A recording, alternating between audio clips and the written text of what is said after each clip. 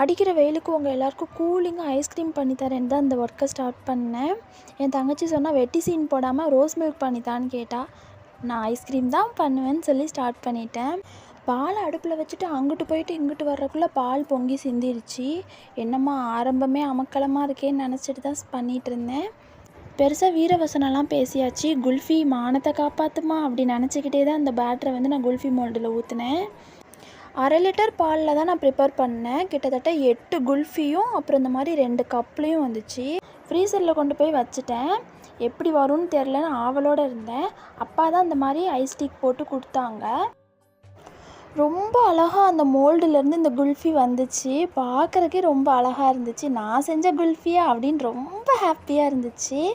பாருங்கள், ரொம்ப ஈஸியாக அப்பா எடுத்து கொடுத்தாங்க. டேஸ்ட்டும் அடிப்பொலியாக இருந்துச்சு.